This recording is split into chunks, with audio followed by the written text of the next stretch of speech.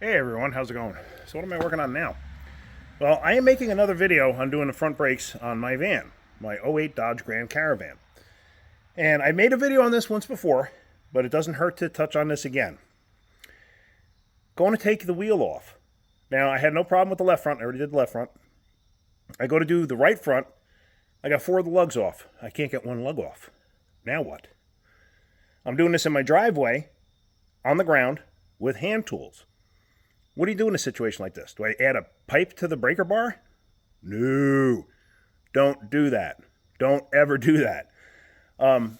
What can happen, and I've seen it more than once, not necessarily on Dodge, but Dodge seems to be a little, or Chrysler product seems to be a little more prevalent. What's happening is the lug is not seizing on the stud. The lug is seizing to the rim. The acorn portion is actually seizing where it goes into the rim.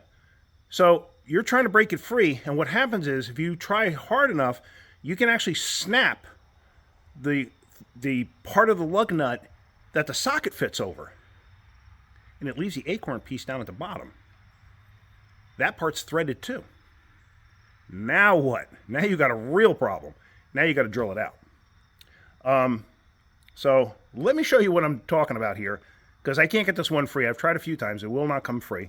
So I want to show you how you can get these things free if you run into this situation. So here we go. I got all 4 other ones loose. Actually, let me get my tripod. Hang on one second. So before I actually go back to that and put the breaker bar on there and show you what to do, what I'm talking about is the lug will actually snap right here, believe it or not. I've seen it happen many times. So you'll wind up getting out just that part that's in the socket. And then you're stuck with this acorn piece that's still threaded, and it's like seized completely onto the rim itself, because this is the piece that seizes, not the threads. Okay, so I wanted to show you that. So what do you do now? Well, let me show you. And hang on one second. Let me get the breaker bar and that back on that one lug that will not come free, and let me show you what's going on. All right, so let's see. Hopefully you can see this. So now,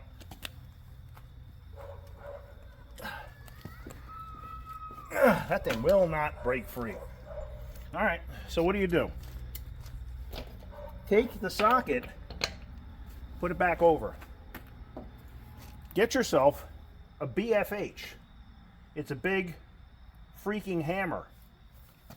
And you hit the socket.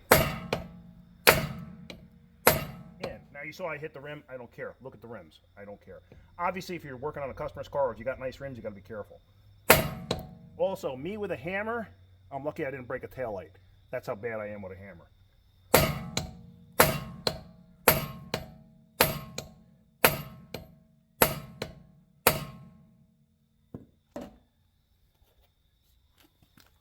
So now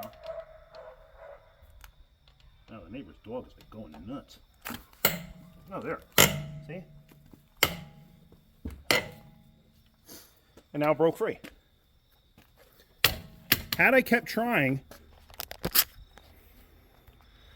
to get that lug off without doing that, chances are very good I could have snapped that lug, like I said, and left the acorn portion down at the base of the rim. So, how do you prevent that?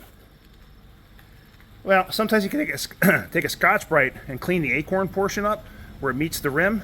A lot of times what I'll do is that brake caliper lube that I use, I'll put like a dab of it just on the acorn portion.